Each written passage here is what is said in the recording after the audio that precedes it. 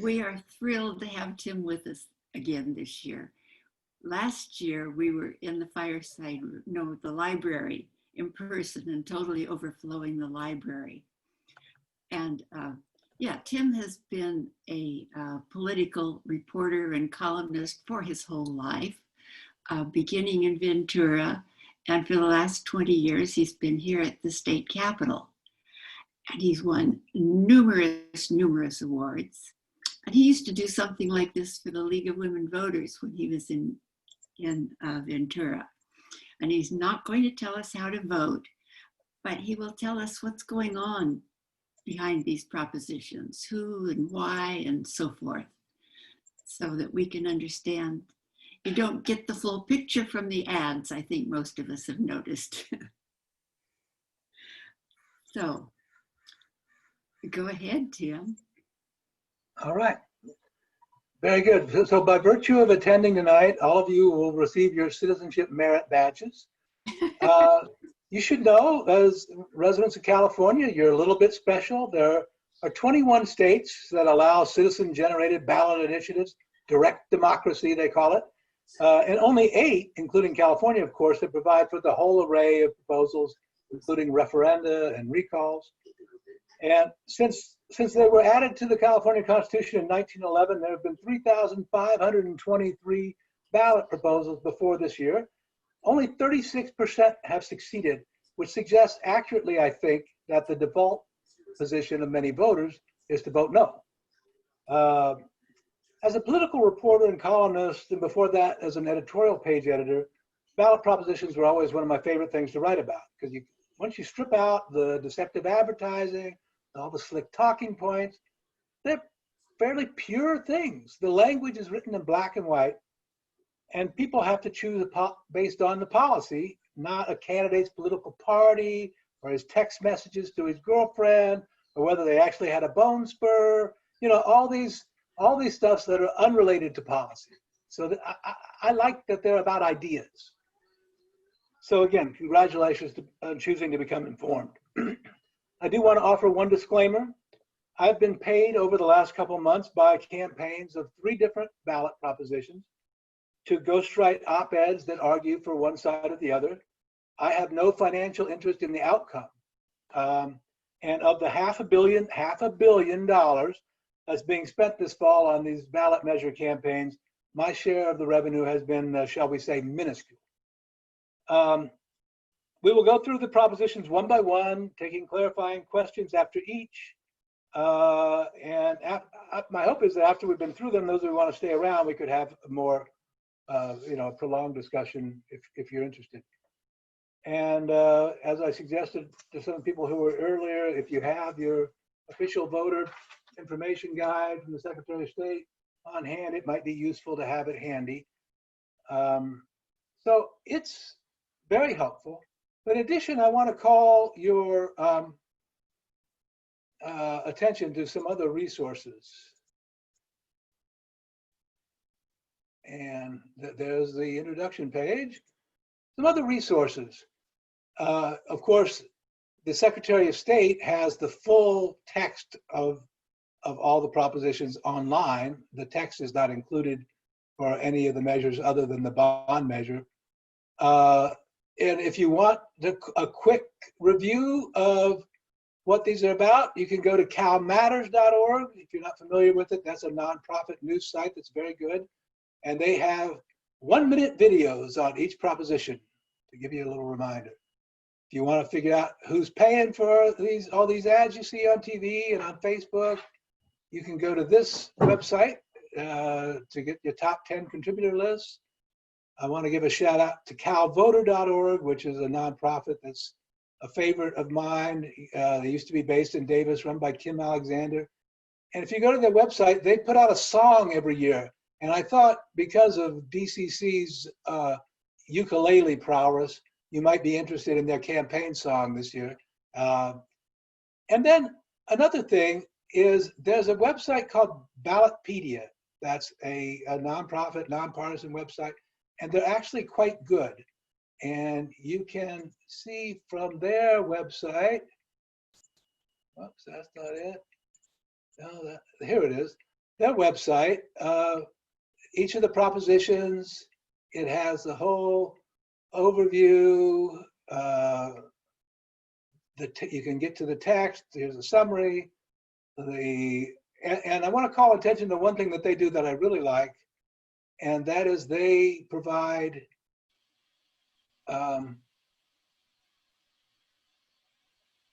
way down here at the bottom. Tim, Yeah. are you sharing your screen because we can't see it? Oh, really? Or are you going to type these websites in?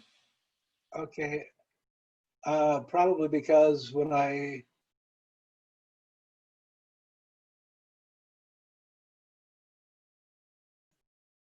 can you see it now?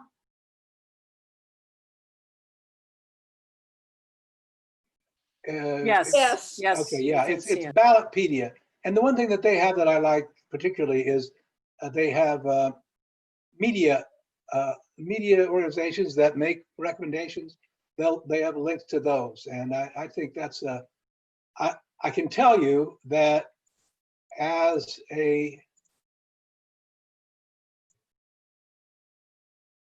someone who was an editorial page editor, newspapers, they have editorial boards. They bring in the advocates from both sides. They grill them. They really work hard at trying to understand these things and analyze these things. And whether you like their recommendation, yes or no or not, the editorials usually cover the good points and bad points from each side. And it's the one real source of informed, very informed, nonpartisan information that I can recommend. Your newspaper editorial page. So that's a plug for them. So now, let us begin with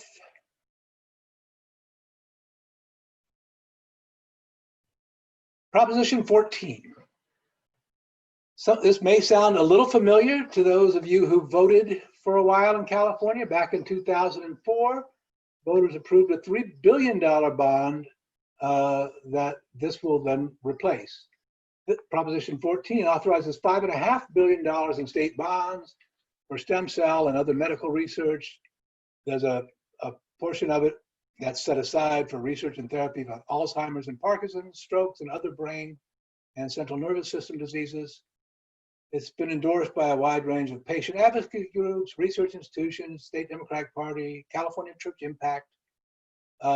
Speaking of newspaper endorsements, the LA Times recommends a no vote, as do many of the newspapers around the state. Among other things, they note that, if you recall, back in 2004, when the first one was passed, President George W. Bush had put really tight restrictions on the use of stem cells for research. That was reversed during the Obama administration, and that hasn't been changed. So there's still some federal funding available that really wasn't available back then. Now, of course, this is borrowing. And at this point in time, the state bond service debt ratio is now about 4%. It was as high as 6% a decade ago. Yes? Tim, do you want to be sharing your screen? Am I not sharing my screen again? Sorry. Oh, Julie, okay. I guess I was thinking that if I was sharing my screen and I changed, how about now? No.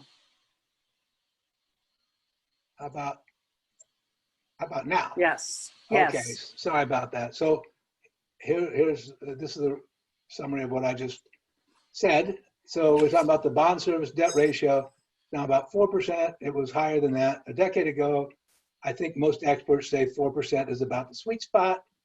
However, one must also think that when you borrow money from your general fund or pay it off with the general fund, there's a limited amount of capacity, and traditionally that capacity has been used for infrastructure, for roads and hospitals and schools and college buildings and whatever. This is a pretty different thing. It's for stem cell research. Now, of that original $3 billion, about almost all of it's been spent. I think 2.7 or 2.8.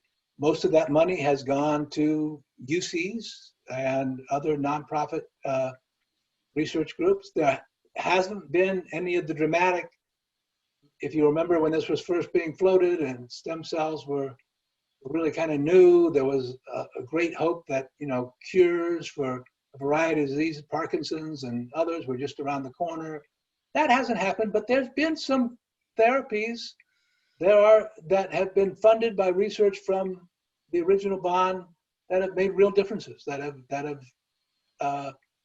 given people a quality of life that they never would have had before. So there have been advances. There haven't been the kind of advances, the specific kind of advances that many voters might have hoped for when they first approved that. So let's go to who's backing this. The American Association for Cancer. Now you can still see the screen, right?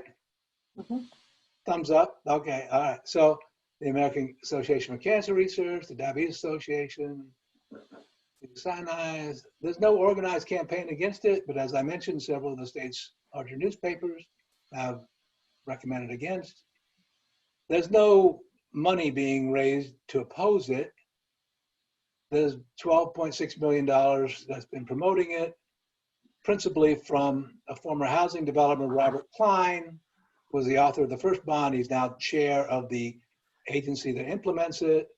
There's another individual whose husband was the Dolby surround sound founder, who's contributed $2 million, and the Juvenile Diabetes Research. So there's some money promoting this. So that's a quick overview of Proposition 14.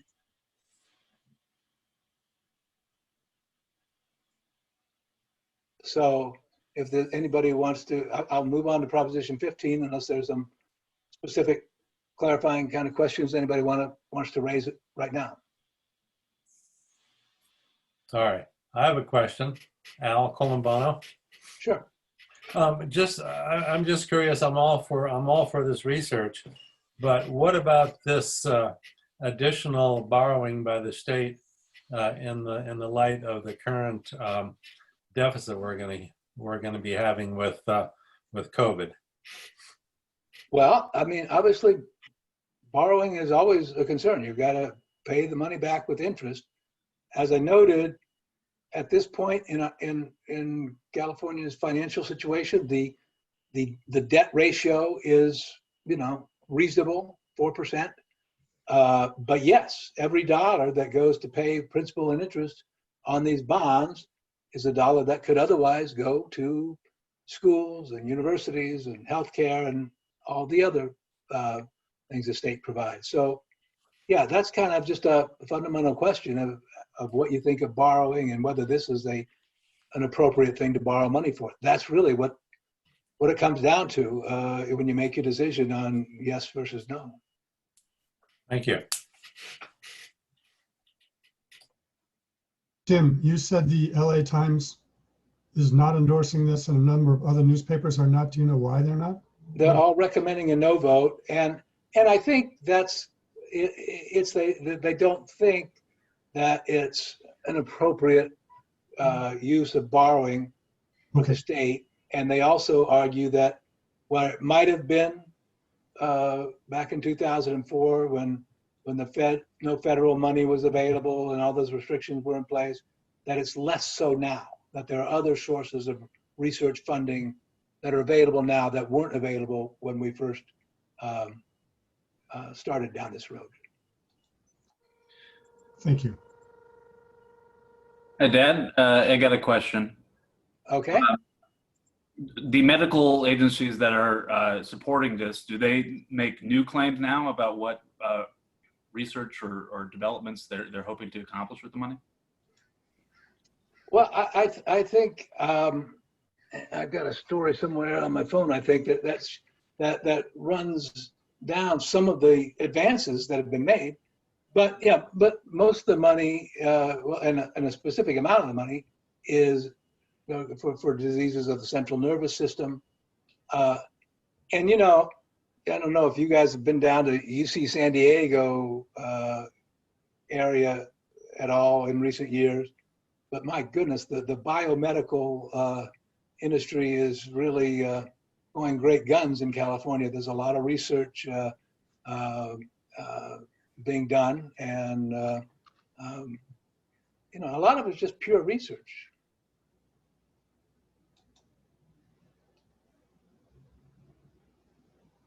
All right. Okay, let's move on to Proposition 15.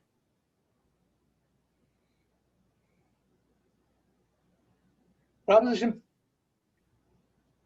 15 is a biggie. Okay, everybody can see this on the screen.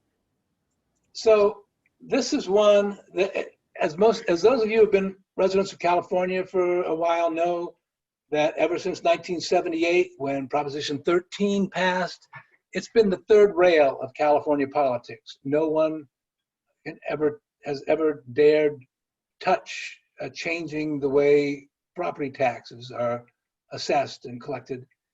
This does that in a limited way. It changes the property tax assessment on certain commercial properties, phased in over time, and eventually after, I think it's 2023, they would be assessed on market value instead of their original purchase price. It would not affect residential properties, ag land, or owners of industrial and commercial properties with combined values of less than $3 million.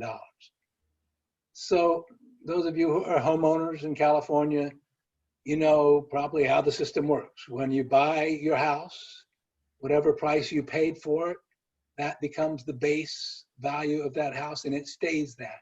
It can go up, that assessed value can only go up 2% a year. And so as a consequence, and it's the same way with commercial properties, that hasn't changed.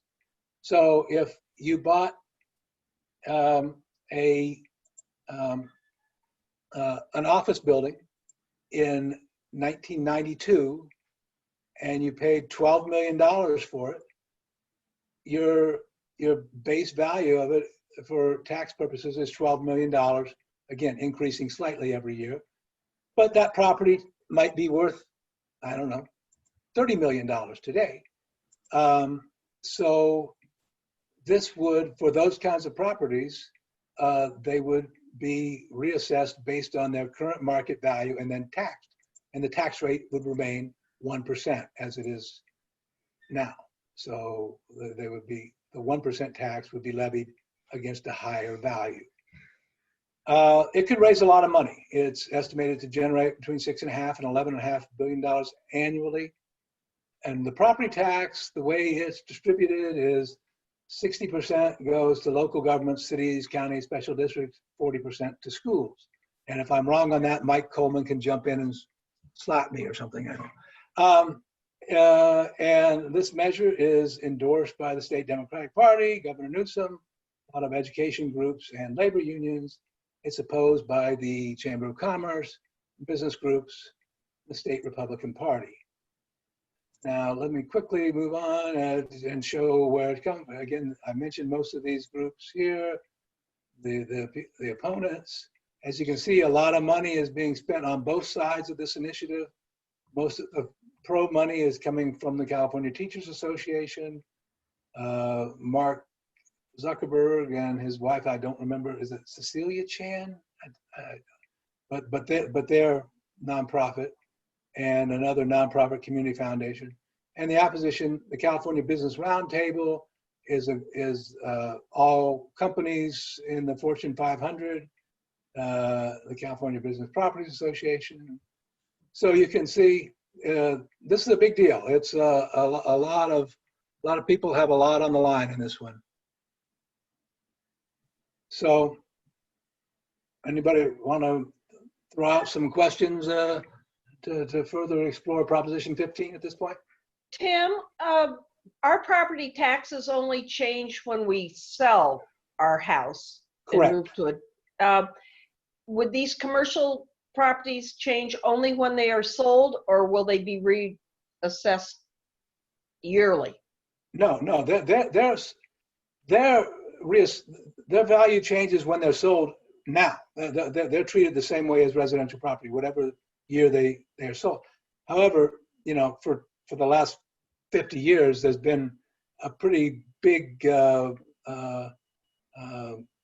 branch of law that they've come up with every way you can possibly think of to make a sale of commercial property without actually triggering the reassessment, 49% and whatever. But yeah, under Proposition 15, it would go back to the old way. The assessor would have to go out and reappraise the properties periodically and assign it a market value, and that would become the appraised value on which the tax is based.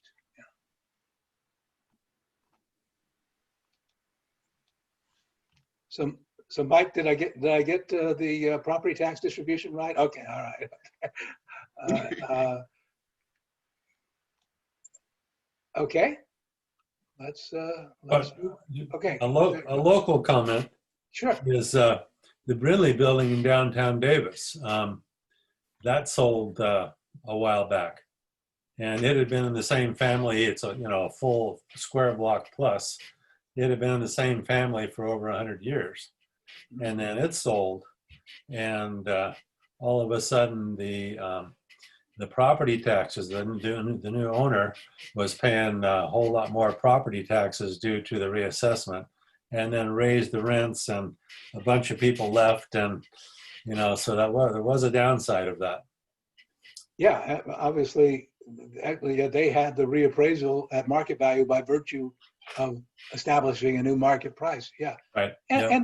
And that's an important point. That these properties, people rent from them, and a lot of them have what they call triple net leases, and they pay their proportional share of the property tax. I've seen economic studies done by the pro side and the con side, which unsurprisingly reach different conclusions as to what the ultimate effect on rents for commercial businesses would be. Obviously, the operating costs of the property owner will go up with higher taxes. Basically, and that has to be passed along is the argument on one side. And the other side is, rents are pretty much based on the market, and you can't charge more than what the market will bear for rents. So therefore, the property owners in many cases will just have to absorb and accept a lower profit margin by virtue of paying higher property taxes. And again, the taxes are still, the rate of the tax would not change. It would still be 1%. And in places like Davis, when you have school bonds and city, well, I'm not sure the city has, but there are other add-ons that have been voted in by local voters. So I think statewide, the average is actually 1.1% for the property tax rate. Tim, there's a question in the chat from David and Hannah Watkins. Would this affect DCC's property in some way? Well, unless I'm mistaken, DCC doesn't pay property taxes as a religious institution. So, no. I'm just going to speak it out.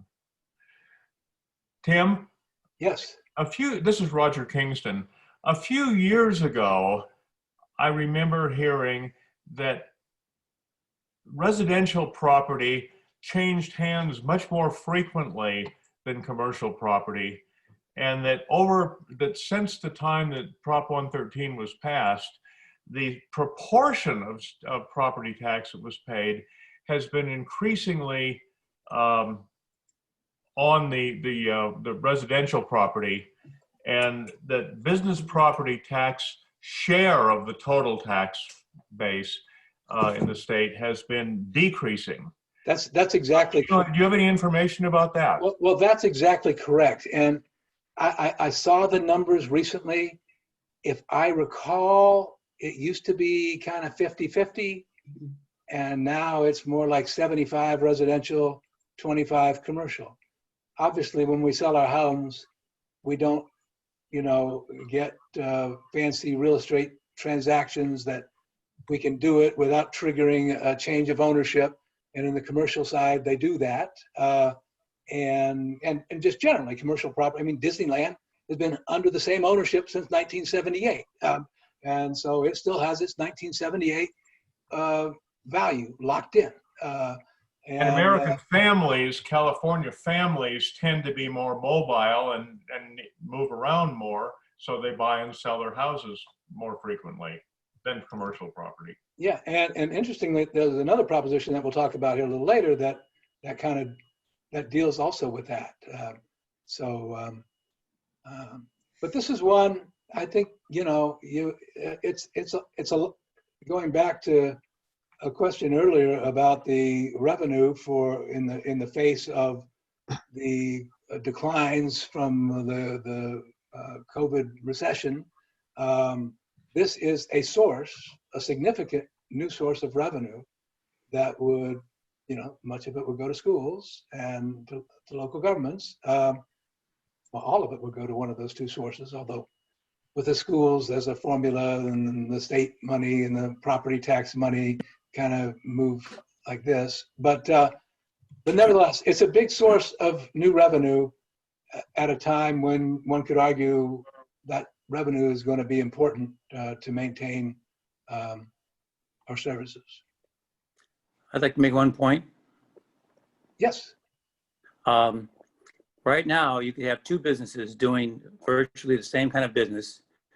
And one business, if they're new, has to pay the increased rate because they're assessed on their value. The older business has an advantage because they're paying on a lesser value.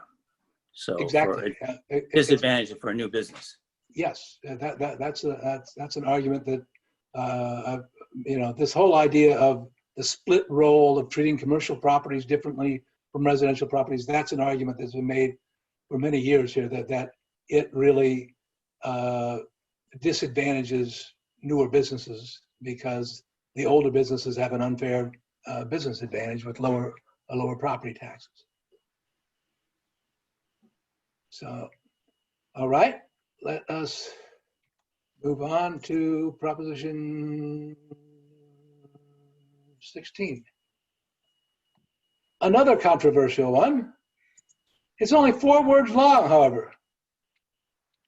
Those of you who have been California voters for a while might recall back in 1996, there was something called Proposition 209 that put into our Constitution Section 31, Article 1, that prohibits the state from granting preferential treatment to any individual or group on the basis of race, sex, color, ethnicity, or national origin in the operation of public employment, public education, or public contracting. This, again, the proposition is 4 words long. It says it would delete Section 31 of Article 1. That's it. So basically, it would unring the bell with Proposition 209. If we were to restore affirmative action, the major impact would be on UC and public contracting. I saw an analysis by UC, I think it was done last year, says that Proposition 209 decreased enrollment by underrepresented groups by at least 12%. Now, there are federal laws in place that require that if affirmative action were restored, you couldn't do strict quotas. You're still limited under federal law to limit your affirmative action consideration, how much weight you can give to those factors.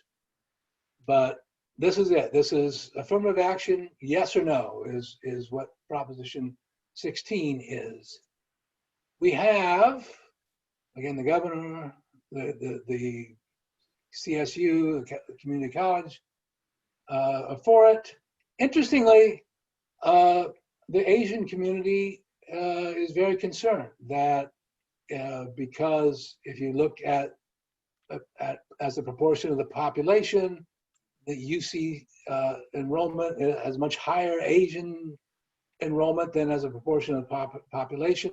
I don't know anything about this group, but I loved their name when I came upon it. Asians not brainwashed by the media are against Proposition 16. And the biggest funder is a real estate investor from Oakland who's put $5.5 million into it. The Kaiser Foundation Health Plan, the Patricia Quinlan, who's the wife of Netflix founder Reed Hastings, has put in $1 million. So as you can see here, as far as the advertising and the campaigns for these, there's a big imbalance. The yes side has a lot more money behind it. So, Tim, yes. which vote is for in favor of affirmative action? I'm having trouble telling that. It's a yes vote. If you vote yes on Proposition 16, it will restore the ability of UCs in the state, when it issues contracts to businesses, to factor in race and ethnicity and gender, and give them bonus points, as it were. So a yes vote would restore the ability to do affirmative action, admissions and contracting and employment.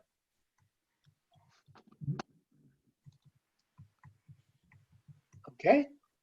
I have a question, Tim. Is Sure. it likely to be challenged and tied up in courts forever? I don't think so. I mean, the affirmative action programs have been litigated and litigated and litigated. I think the Supreme Court has, that's why I say there are federal standards in place that obviously all the states have to follow. So, I suppose it could be litigated again, but this is an issue that's been litigated. It's been in the U.S. Supreme Court a number of times. And so the record on what's legal and what isn't is pretty well established on a national basis. Okay.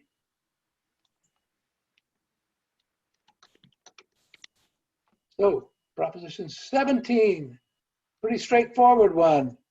This is grants individuals on parole the right to vote. Currently, if you're people who are serving time in county jail or they're on county probation, they can vote. But if you've been paroled from state prison, which basically means you get a maximum sentence and you go before a parole board and they assess your case and how you've done, and whether you're rehabilitated or at least, that they think you're worthy of being paroled, you get released. And typically for a period of about 3 years, you're under supervision by the state parole board. But during that time that you're on parole, you're out of prison, you've done your time, but you're on parole, you can't vote. And it's estimated that at any given time, about 50,000 people in California are on parole and thus ineligible to vote. There are 19 other states that allow people to vote once they've completed their prison sentence. But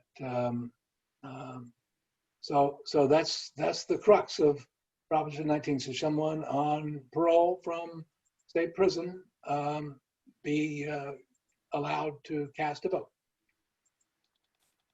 And as you can see, nobody's really spending any money on this.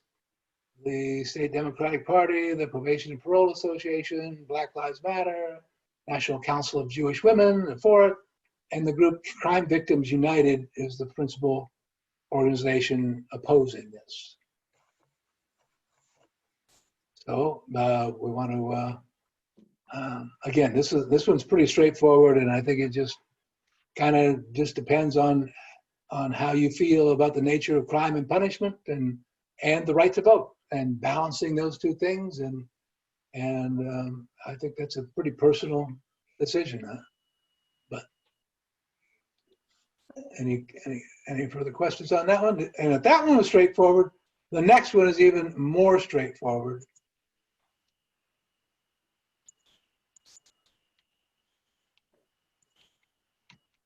And it is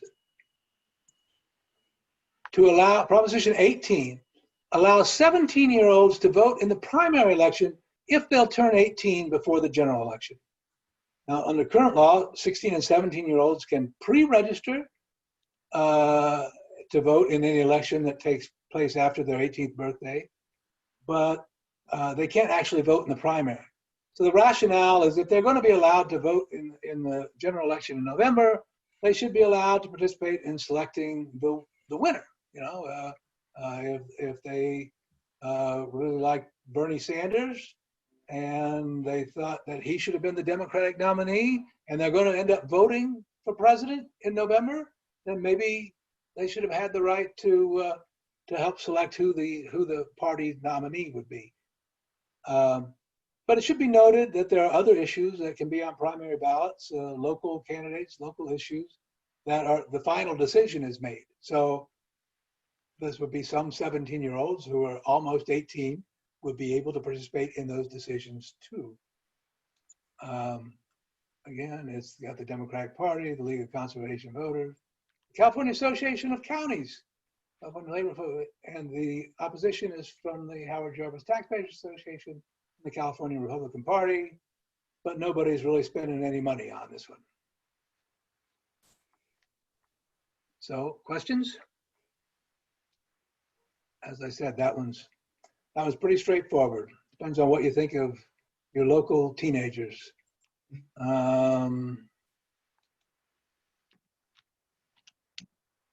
Then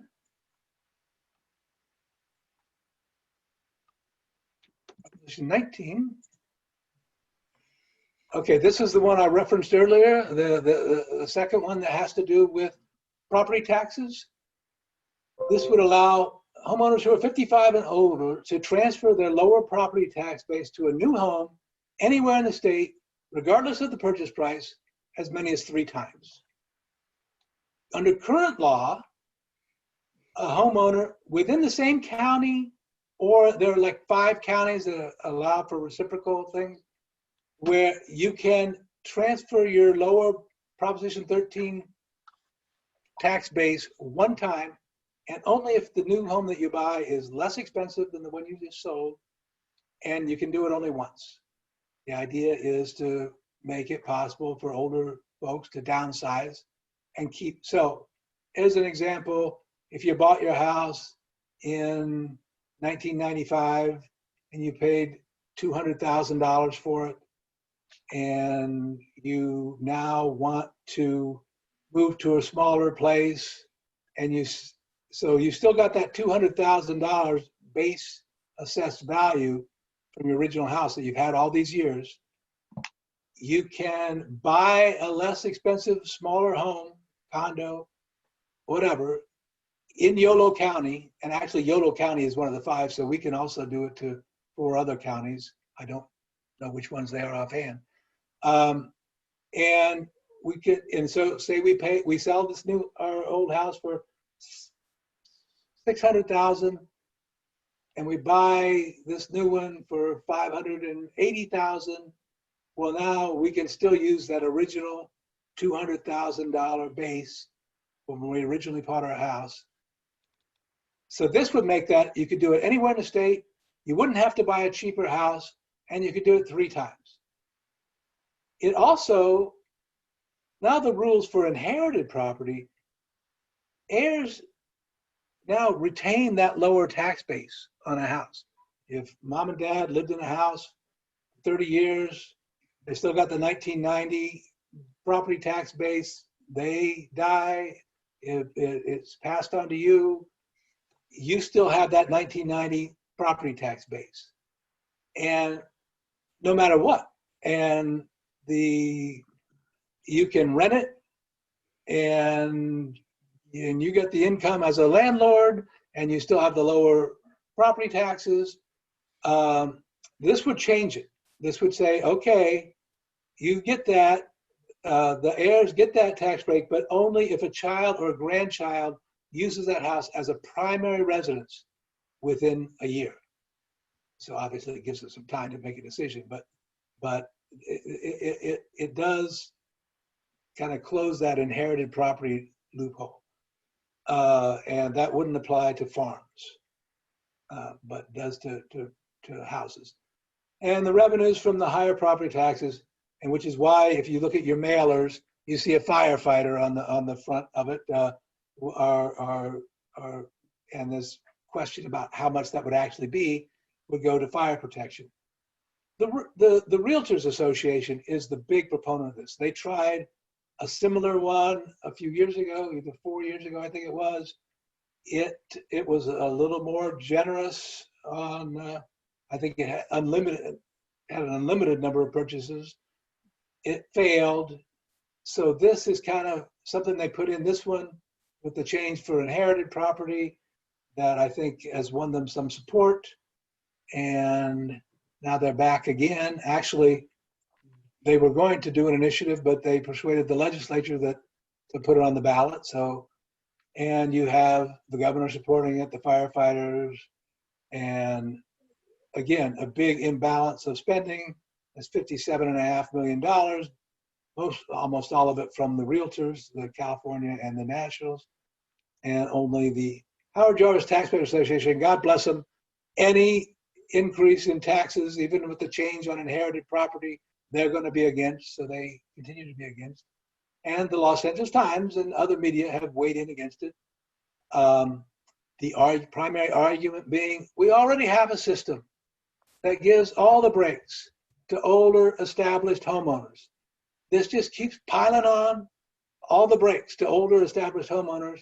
And meanwhile, the younger families that are, just getting into their first homes, they still don't get any breaks. But the counter argument from the realtors is that, well, yes, they will, because this will now give an added incentive to people who have too big of a house they've lived in a long time, to go ahead and sell it, to put it on the market. And it will create openings for housing for first time and younger home buyers that because of the way the rules work now, some people be reluctant to sell their home because they would end up having to give up their property tax break. So those are the arguments. Questions? All right, we'll move along. Would this be an especially good one to not listen to any of the ads on either side of this issue? Actually, no, I would think the Proposition 15, the commercial property tax one, that's one I would avoid listening to the ads on. And there's a couple more coming up that I really would even more avoid listening to the ads on. Well, to Julie's point, Tim, I would just say on Prop 19 that you're going to see a lot of firefighters put up front in these ads. The money to firefighters is really a very small part of this. It's something they wheedled out of the legislature in those negotiations that recrafted the measure. And so they crafted a deal and they get to be on the front line in the advertising, and they'll get a little piece of what the state benefits from this. But yeah, I mentioned get all the benefit. That's what I mentioned. You see firefighters on the front page of all the mailers. It's and you're right. It's very questionable how much it would be. So Tim, there's a question there from Connor. Do you see it? No, but I'll take a question from Connor. Connor, do you want to ask that question?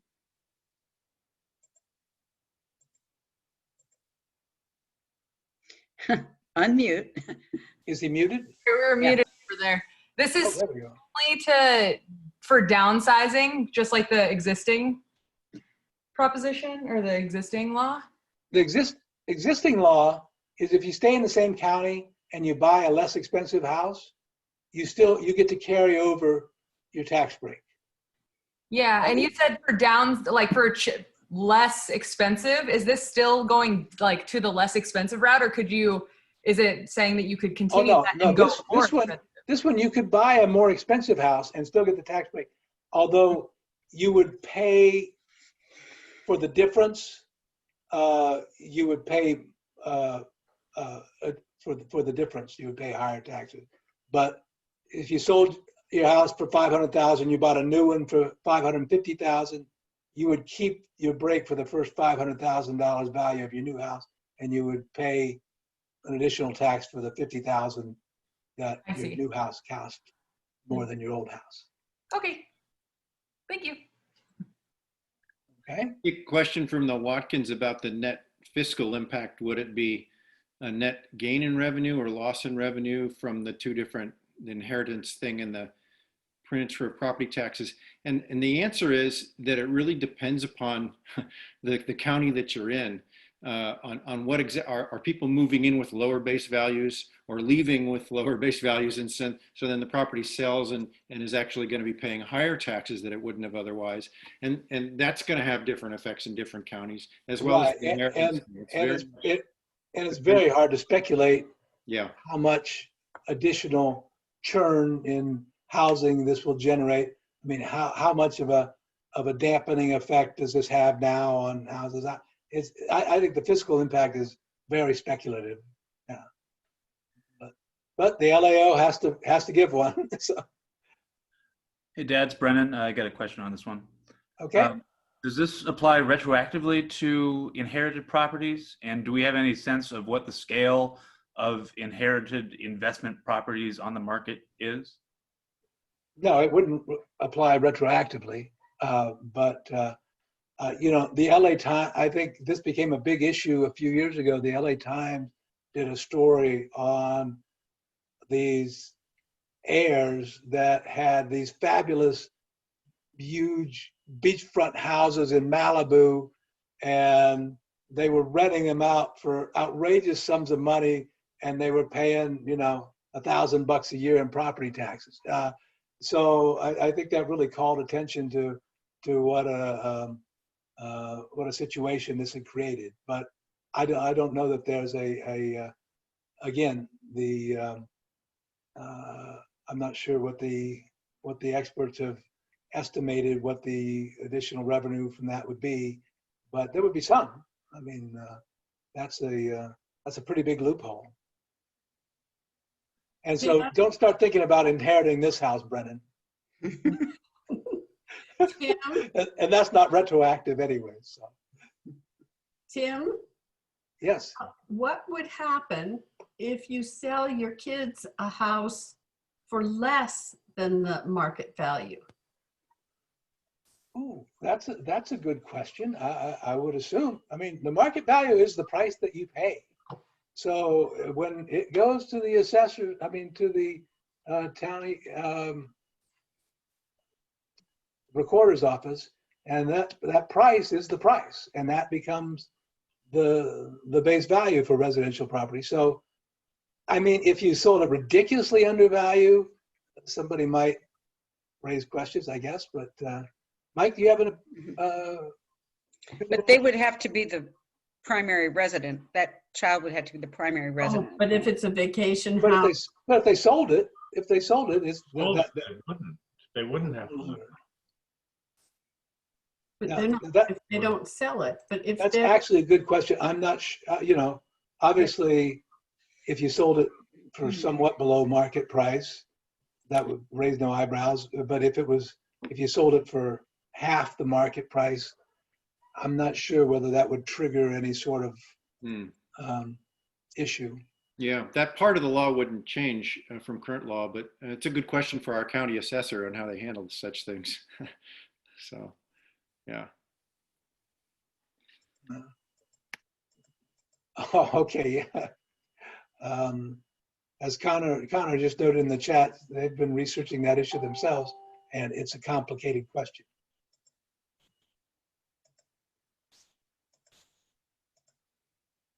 Oh, how do we get to, okay, so if we move on to Proposition 20. Now this is one, again, where you've seen a lot of advertising on the no side, but if you recall, in the past few years, in 2014 and again in 2016, voters approved some real criminal justice reforms that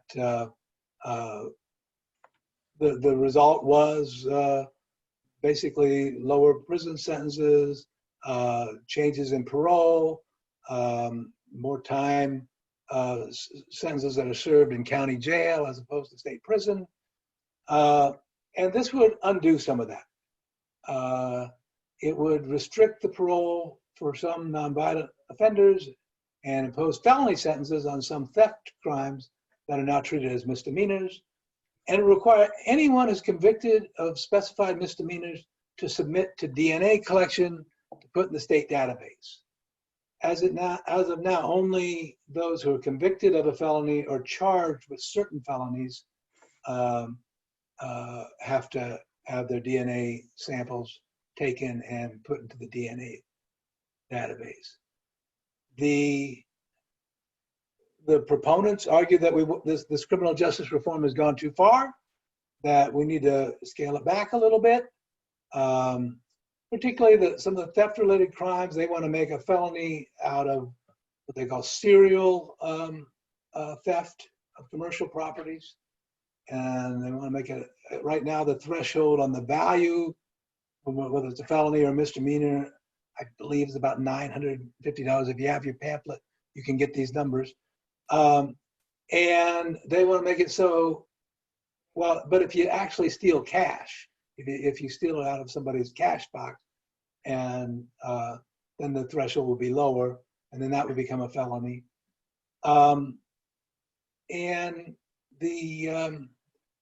But they argue that, you know, since we've approved these criminal justice reforms, crime has been rampant. But the Attorney General's annual crime report showed 2019 to be the lowest crime rate in California in decades. So I'm not sure whether evidence for the more crime has been the result of these measures comes from, but that's an argument that they make. And they are Crime Victims United, a couple of district attorneys, not all of them.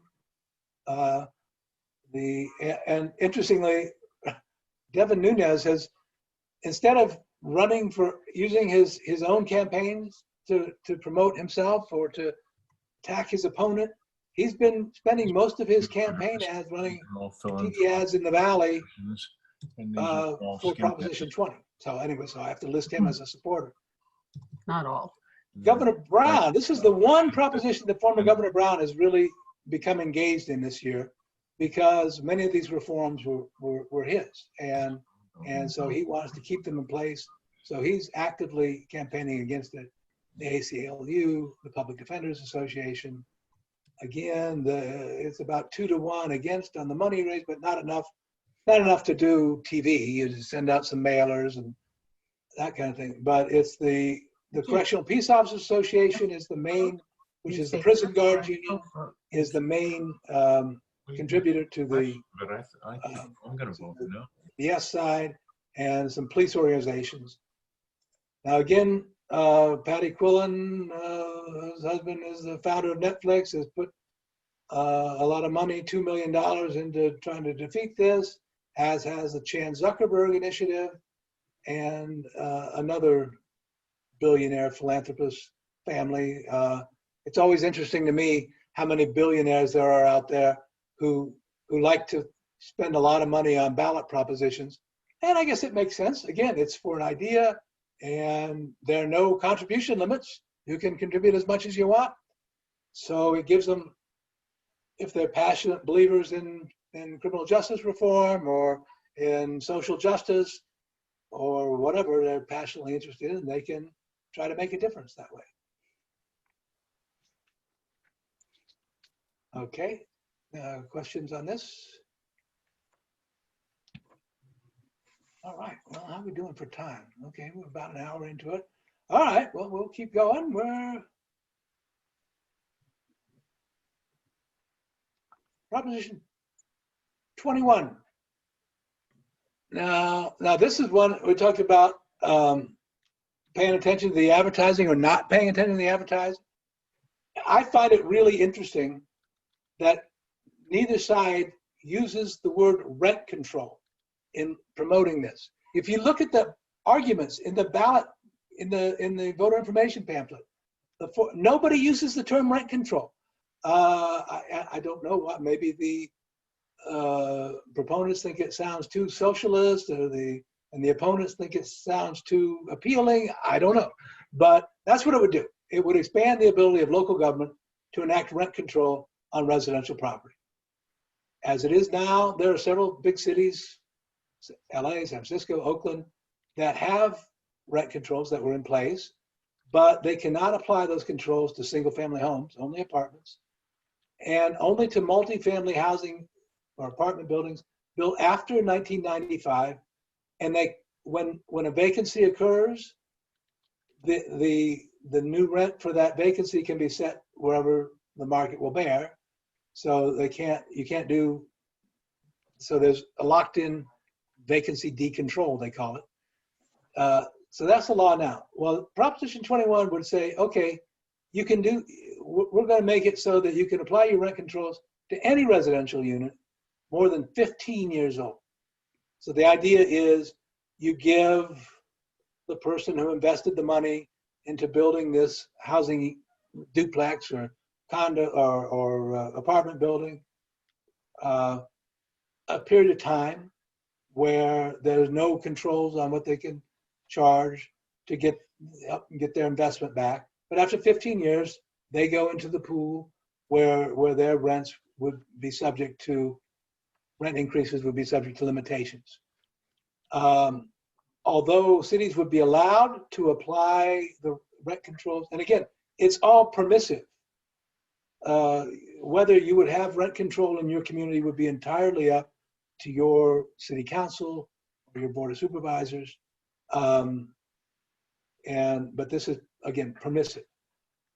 So, but you could not, for single family homes that are owned by people who have only one or two properties, again, we get back to inheriting a property. You want to rent it out instead of sell it. Well, then fine. Your property isn't subject to rent control, or if you even have two houses. But now, any rent control that would be established anywhere would have to abide by established precedent that says property owner has to be able to have a fair rate of return. So this actually puts that precedent into statute. It codifies it, the rate of, and obviously there will be arguments in litigation probably at some point over what constitutes a fair rate of return, but that is the concept. Now, this comes despite the fact that just last year, the legislature passed and Governor Newsom signed a renter protection law that I think is acknowledged to be one of the strongest in the country, and which limits annual rent increases across the state to no more than 5% plus the rate of inflation. So that's state law as it is. So any local rent control would presumably want to be less than that. Of course, that's pretty substantial. That gives you a 7% increase this year, roughly. So again, we've got the Building Industry Association against it, the State Building and Construction Trades Council, the Chamber of Commerce. Over here, we've got the usual suspects, the Democratic Party, the ACLU, the Sierra Club. The yes side is, you'll note, has a whole lot more money than the no side, but it all comes from one source, the AIDS Healthcare Foundation, which is, it sounds like it's has to do with AIDS, and it only a little bit does. The fellow who is the chairman, founder, whatever of that organization, Michael Wine, what is his last name?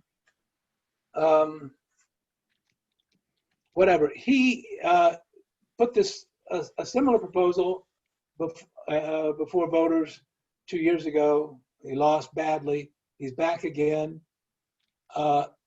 Interestingly, he has been very active in Los Angeles in fighting affordable housing projects that he thinks will obstruct his view. He put out a very controversial and racist mailer opposing a measure in the legislature to make it easier to build housing in transit areas. And so he's been, he's fought various housing projects, and but he wants rent control, and he's pushing it again. Now, the main argument against it, is that if this was put in place, the opponents say it would essentially dry up investment in new apartment buildings. That it would make it impossible to build affordable housing because investors just wouldn't put money into housing if they knew that at some point in the future that their rate of return would be subject to limited government controls. I don't have the kind of investment money, and I'm not entirely sure whether that's true, but that's their argument. Obviously, on the other side is we just went through a period where rents in many communities across the state were increasing astronomically. Anybody who has kids in the Bay Area knows what that was like. And that increases were far outpacing the rate of inflation, and housing became more and more unaffordable. And the argument is we've got to, that's just gouging, and we've got to put a limit on it, or at least give cities the ability to put limits on it in their communities. So that's the rent control issue. Questions?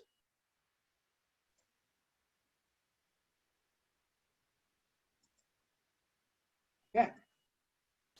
I mean, Tim? Yes. I had heard an argument that said that virtually every community would be setting up or could set up a rent control board, and these would not be elected people, these would be appointed people on the rent control board, and there would be no uniformity. That every community's rent control rules would be different, and there wouldn't be any uniformity at all, and that could potentially be a stumbling block for people who wanted to be involved in more than one community. Yeah, well, I think those are accurate observations. I mean, I think that's the idea of local control, to give, again, the decision to enact a rent control ordinance would be up to elected officials. But typically, as with the board that would actually establish a lot of the rules annually, what the size of allowable rent increase would be, those wouldn't necessarily be elected positions. That it would probably be appointed positions, like a planning commission or something, who are appointed by your elected representatives. But then if a rent control board proposed some rules, those rules would not be put out to that community for a public vote. No, probably not. I mean,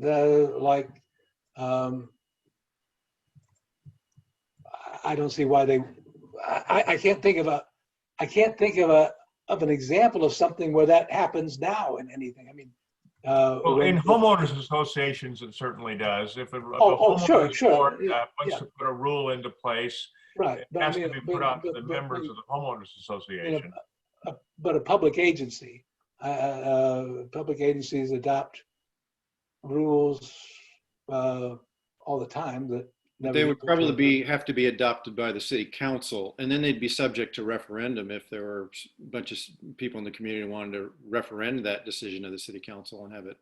Yeah, again, so there would still be some accountability at the local level in terms of your city councils. They have to be responsive to what their appointed commissions do.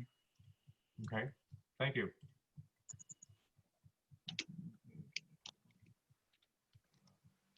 And now, Proposition 22. Again, disclosure, this is what I've spent most of my time working on writing on Proposition 22. It would exempt app-based transportation and delivery companies from providing benefits that are required for employees in other industries. For instance, they would not have to pay a minimum wage, overtime, sick pay, workers' compensation, unemployment insurance, or the employer's share of Social Security taxes. That's because Uber, Lyft, DoorDash, Postmates, I can't keep track of them all, these app-based delivery companies, classify their employees as independent contractors. Well, the courts have said no, that they don't meet the definition of independent contractors, and they meet the definition of employees. But as I say, Uber and Lyft, they've lost that argument in court. They lost it in the legislature. And so now they're going to the voters. and they want to continue to classify their drivers as independent contractors, which would mean, again, they don't take on all the drivers. Either the employer doesn't take on, the drivers don't get the benefit of workplace regulations that apply to anybody who's an employee. For instance, unemployment insurance. When Uber drivers, their work dried up as soon as the stay-at-home order hit.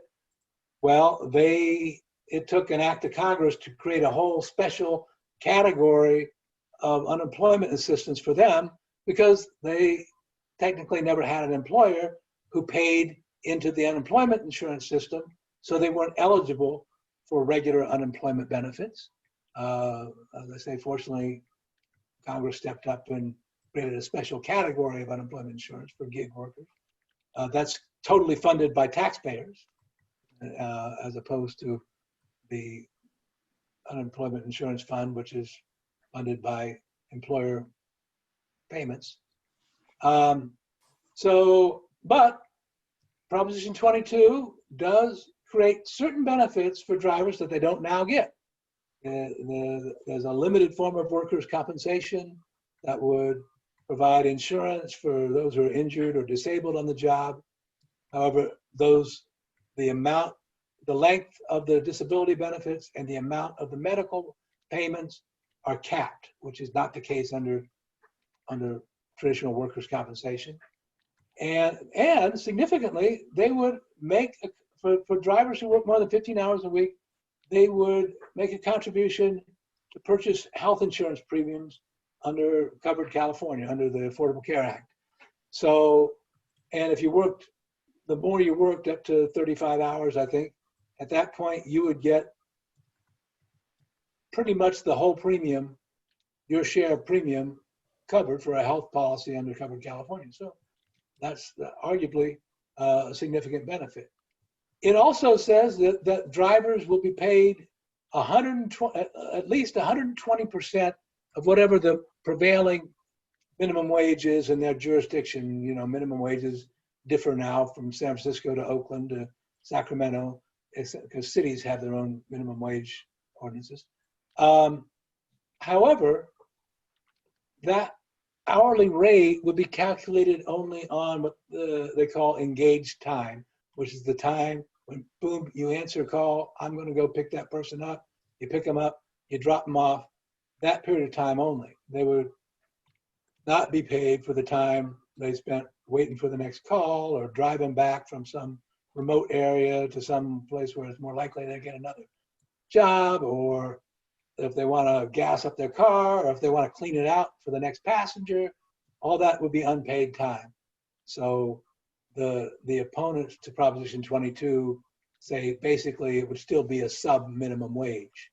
Now this one has become a record breaker. Ladies and gentlemen, Uber, Lyft, and DoorDash have ponied up $186.4 million to pass this measure. Uber 51 million, Lyft 48.5, DoorDash 47.8, Instacart 27.6.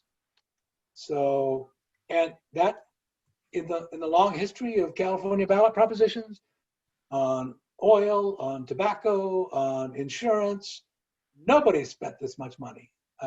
So obviously it's a pretty important issue for these companies. Again, you see we have, I didn't change this from the last one, so I'm sorry, strike this. Strike the against it, it's wrong. I'll fix it before if I send it out to you. But opposing it are unions, the SEIU, United Food and Commercial Workers, and Teamsters. So this one there might be some questions on. I'm just supposing. Tim? Yes, Cynthia. I've been an independent contractor for the last 35 plus years. And part of the definition for me was if I set my own hours. It seems to me that's a basic premise of being an independent contractor. Are Uber and Lyft drivers, do you know if they can set their own hours I had and said yes. do Now the companies want them to work certain times? I believe they can work their own hours. I think that's one thing that they can do. But again, the definition of employer, there's a 3-part test that the California Supreme Court established. And one of them is if you're engaged in the core work of the company, and clearly that's what Uber and Lyft do. They provide transportation for hire, and the drivers who are the people who provide the transportation. So, you know, and they say it would be way more expensive for them, and I think if Proposition 22 fails, I don't think there's any question the cost of Uber and Lyft rides will go up. But if you look at, there's been multiple studies in many different cities trying to take a look at what an Uber driver makes in income after subtracting costs for maintenance and upkeep of their cars and the time they spent where they're not getting paid. And most of those studies show it's a pretty paltry amount, well below the minimum wage. So yeah, we get cheap rides, but the drivers don't get paid very much. They don't get paid to the standards that we think employees should be paid or have to be paid under law. I have a question. Yes. And the question is, has anybody asked the drivers what they would like? Well, that is a good question. Now, Uber and Lyft, and if you've seen it on their ads, they say 75% of their drivers want to stay independent contractors. They like things the way they are. You see them on the TV ads all the time. But I'm aware of 2 truly independent studies, which one was done by UC Santa Cruz, one was done by UCLA, where they, you know, basically they just put in random calls for drivers. They showed up, they got a ride, they interviewed them, and their data shows a majority would prefer an hourly wage. And so both sides have drivers groups that are on each side. So I don't know that there's an empirical way to say what most drivers would prefer, but there's a substantial number of drivers on each side of this issue. Tim? Yes. Who will be paying for the health benefits and the unemployment? Well, the unemployment, I think we'd be back to where we are now. If there's a big loss of jobs and a lot of drivers are desperate for money, they would have to go to the government, to taxpayers, and ask them, because the company they work for, since they're not employees, would continue to not pay money into unemployment insurance. Right. What about the health benefits for covered California? Well, that's I say that would be a substantial new benefit for drivers. Those who drive, they would get some money that they that would I'm sure that would have to be used specifically to pay their insurance premiums, and they could get plans through Covered California. That now, obviously, as with most low-income workers, they get their health insurance through Medi-Cal and the taxpayers. I can say something? Yes. I read 2 things. One is that the study they did to show 75% in favor was led with a bunch of information leading them. So in other words, it was kind of a biased. That's why I put more credence into one that, like I say, were done by randomly calling drivers and interviewing them by the 2 universities. But the other thing is there's a real question about how this would affect, I mean, how it would appeal to part-time workers or people who actually try to use this as their regular full-time job. And it's Big difference.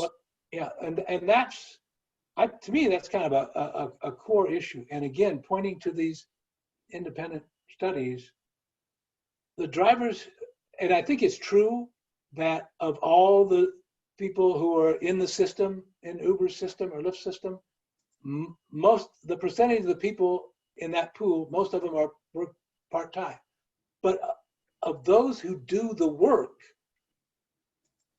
the studies show the vast majority are working 35, 50 hours a week or more. So as a percentage of the total number of drivers, high percentage of part-timers. Of the total amount of work that's being done, high percentage are full-timers. Now, I guess that would suggest that the part-timers work very part-time. I think Bill Lacey has a question. Yes, Bill. Tim, why would Mothers Against Drunk Driving support turning these drivers into? Well, Mothers Against Driving, I mean, what's one of the big benefits of Uber? You get out of the bar at night, you're too drunk to drive home, you call an Uber. It's convenient, they get there quick. And so as a service to get drunk drivers off the road, one could argue that Uber and Lyft has made great advances in that area. Okay, that's where they're coming from. That's their argument. Maybe they should drink less, save that money, and pay a cab. Well, you know what? You brought up a point I meant to bring earlier.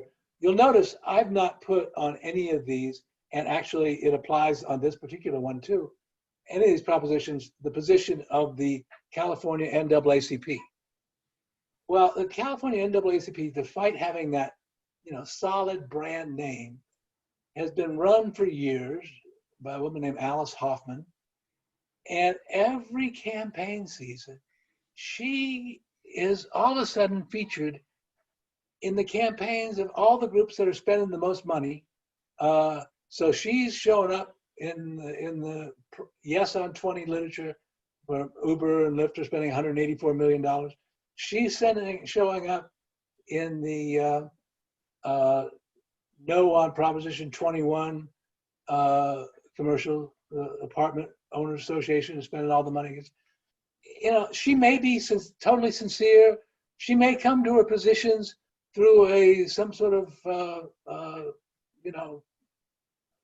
studious process, but I just find it curious that every year she comes out on the side of whoever has the most money to contribute to the NAACP. Yeah, so that's why I haven't mentioned them. But Mothers Against Drunk Drivers might, in this instance, fall into the same category. Hey, Dad, I had one question. It's been going around on like social media and stuff that I don't know if it's true. I was just wondering if I guess they said that people are saying that if it passes, it will require like any future legislation regarding Uber and Lyft to require like a 7/8 majority of Congress to pass. Is that true at all? Or of the legislature, yes. That is another thing. It would preempt the ability of any local government. For instance, San Francisco, when the pandemic hit, passed the San Francisco ordinance that said you have to pay drivers for the time they spend disinfecting their cars between passengers. Well, under Prop 22, local governments could have nothing to say about the conditions for app-based drivers. And you're exactly right, Connor. It says for the legislature to make any change to it, it would take, is it 7/8 or 3/4? I don't know. It's a higher threshold than they could get to approve the Pledge of Allegiance.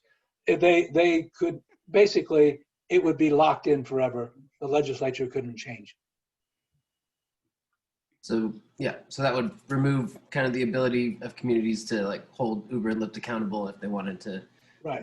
No local governments could touch that issue, and the state legislature couldn't touch it without a super majority. Thanks.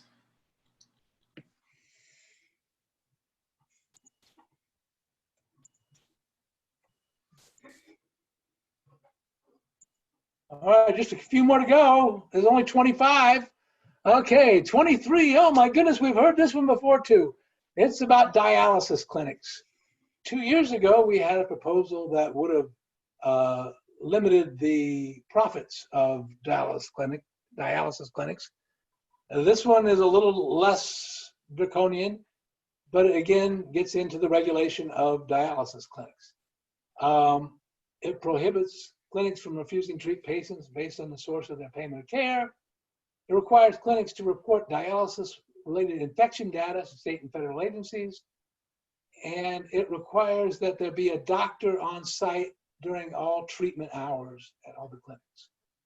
About 80,000 Californians receive weekly dialysis treatments at one of about 600 commercial dialysis centers.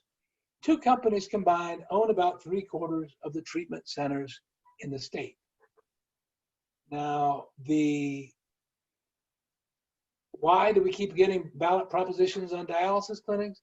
Well, arguably the reason is that these 2 companies that control most of the thing have the SEIU United Healthcare Workers have been unsuccessful in organizing and being able to organize workers there. So I guess maybe they figure if they put up $5.5 million, they make the other guy spend $100 million, that they're going to put some more pressure on them to allow their workers to get organized. So as you can see, it's a labor-backed initiative, and now they've gone, the clinics and the California Medical Association, by the way, is also against this. But these 2 private dialysis clinics, Davida and Fresenius, they've combined to put in $92 million to stop this.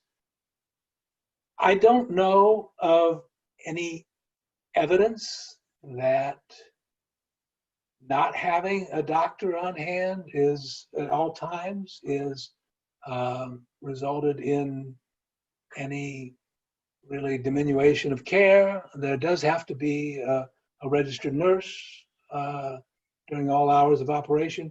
Each clinic has to have a medical director, a licensed physician, but he or she doesn't have to spend much time there. Matter of fact, only I think 25% of his or her time at the clinic. And as far as the reporting of infection-related data, that already has to be done for Medicare patients who make up the bulk of dialysis patients. However,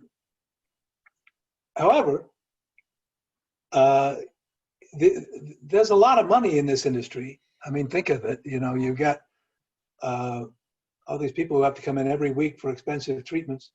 And the differential between what private insurers pay for dialysis treatments and what Medi-Cal pays for dialysis treatment is so great that these 2 large companies formed a foundation, and the foundation will buy the health insurance policies for the patients so that they have private health insurance instead of Medi-Cal, which shows you what a wonderful healthcare system we have. Again, this seems to be a labor dispute that is being aired out again before voters, and it obviously is of such importance to the industry that they're willing to spend $100 million to make sure it doesn't happen.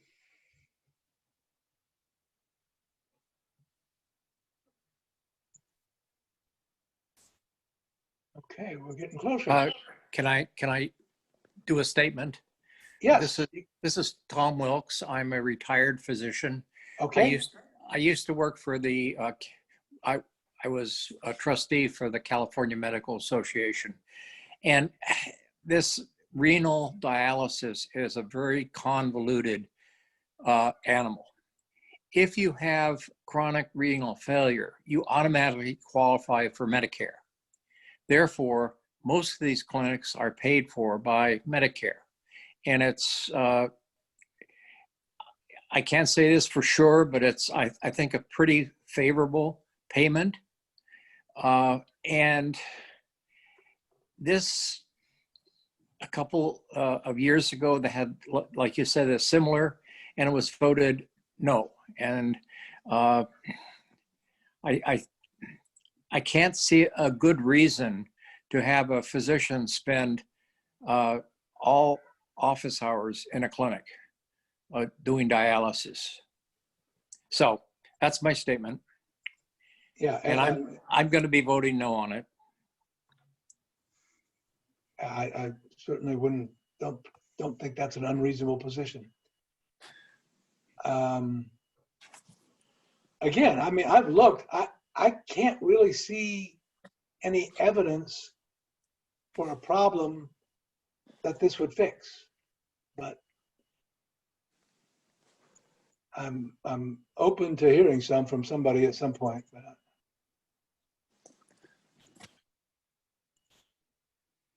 Oh my goodness, this one's a consumer privacy. The state 2 years ago passed the California Privacy Act, which was, I think, heralded by a lot of people as being one of the toughest in the country. But now we're back to put it in by initiative, which has some differences. This particular initiative is really, frankly, impossible for me to understand, and I think impossible for most people to understand. It's 54 pages long. There are people from the tech industry on both sides. There are people from the consumer advocacy groups on both sides. You read the newspaper endorsements, they're coming down on both sides. It would actually reduce the number of businesses who are required to comply with the requirements now. I forget what the threshold is now, but it would up it to 100,000 consumers. There's some concern that it could pave the way for a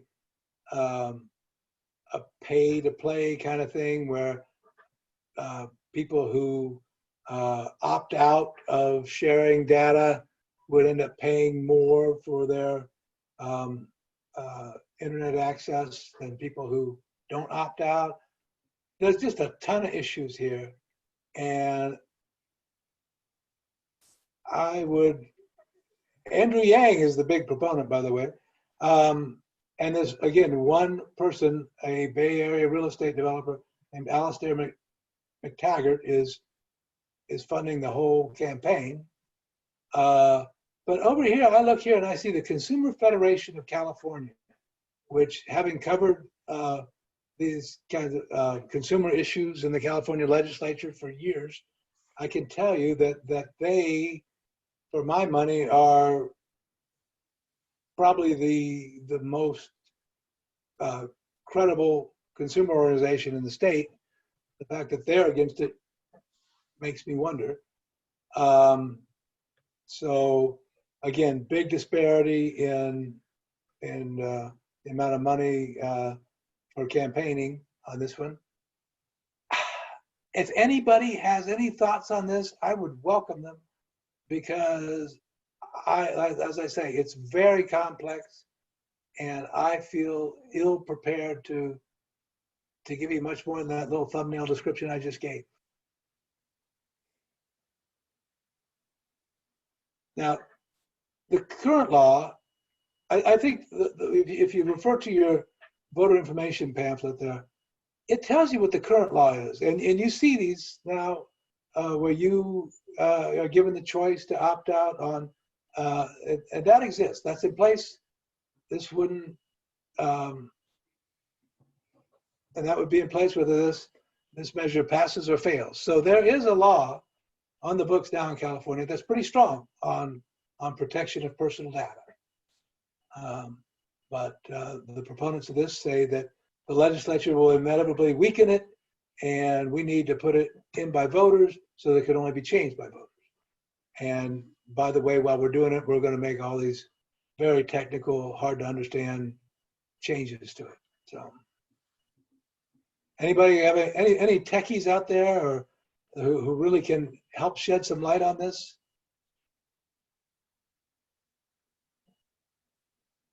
So, okay, well, I suggest you, maybe if you're really torn on this, that there's to go to that Ballotpedia and maybe read some of the media recommendations.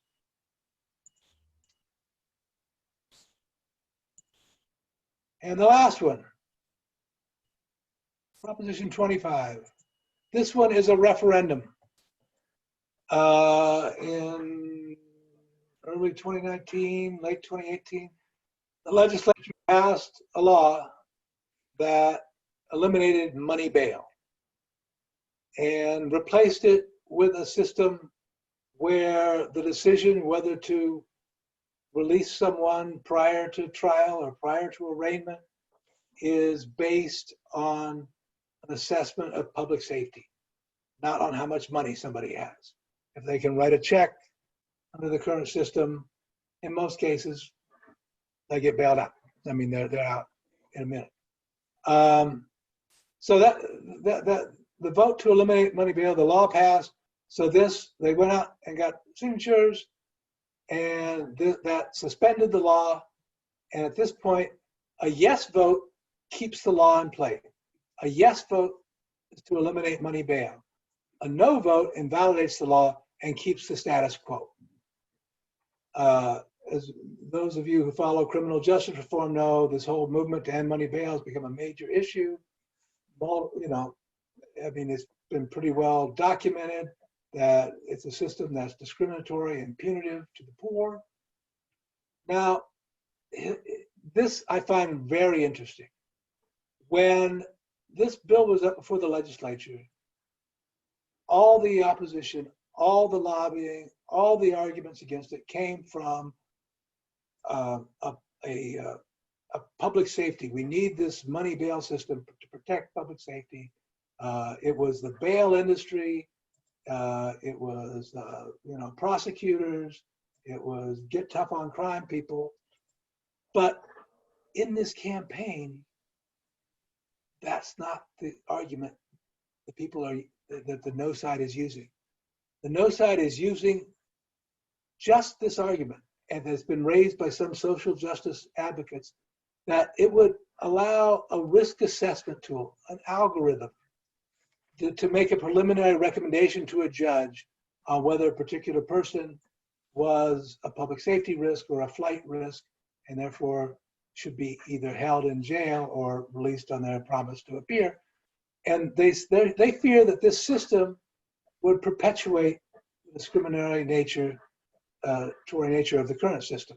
That, although clearly you couldn't use race or ethnicity as one of the factors to calculate into your algorithm, but you could use age, prior failures to appear, that kind of information. So before the bill, finally, the ACLU, for instance, they were one of the main proponents originally in the bill. They dropped off after it was amended. They opposed the final version of the bill. But now that this proposition is here, they've gone neutral.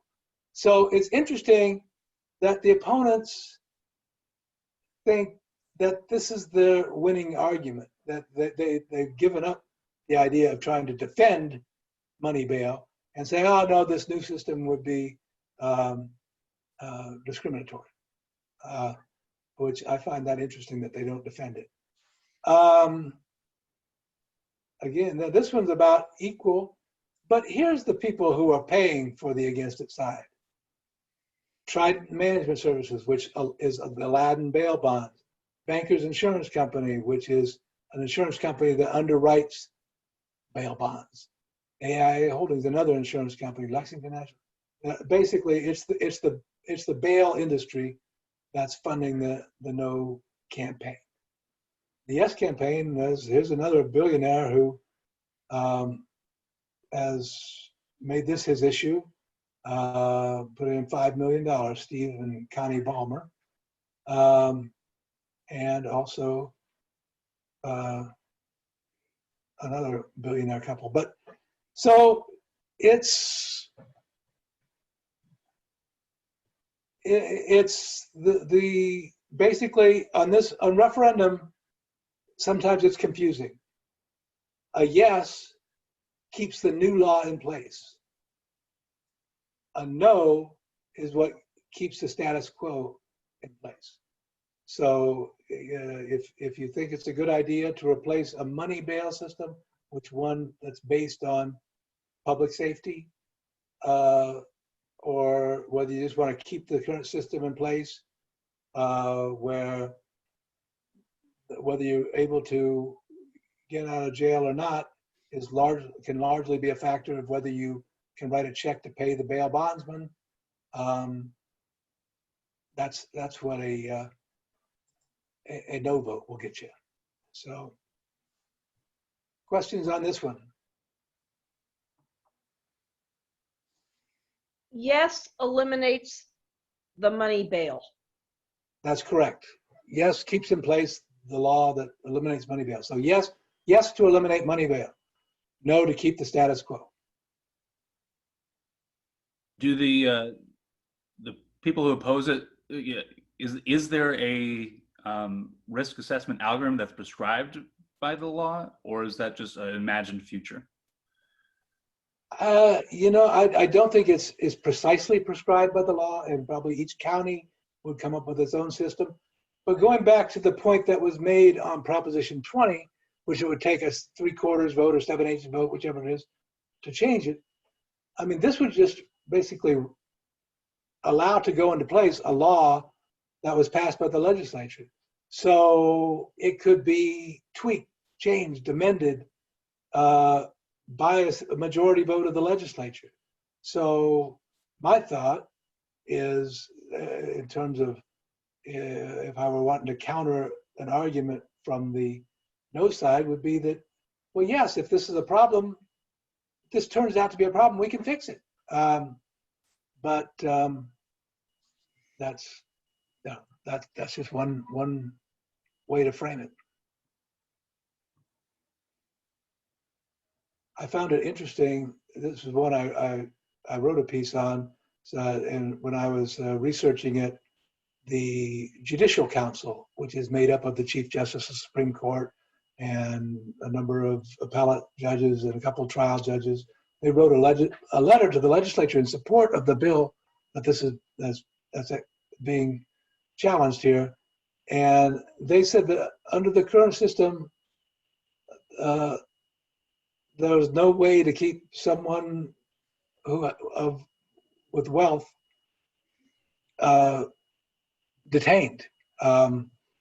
Obviously, for a serious crime, a judge can decide, there's no bail for murder or something. But which really kind of made me think, yes, the current system is really based on money, and so you see all sorts of horror stories of people who spend months in jail. The charges are ultimately dropped, and meanwhile they've lost their job. Their wife has left them. They've been evicted from their apartment because they were held in jail without the ability to get themselves out. Okay, we've run down 12 propositions. Okay, well, Tim, I think we want to thank you for all the time you put into preparing for this. I think I'm going to shut the recording off. If anybody wants to stay and discuss further, we can do that for a few minutes. As long as you've got a bottle of scotch. Thank you, Tim.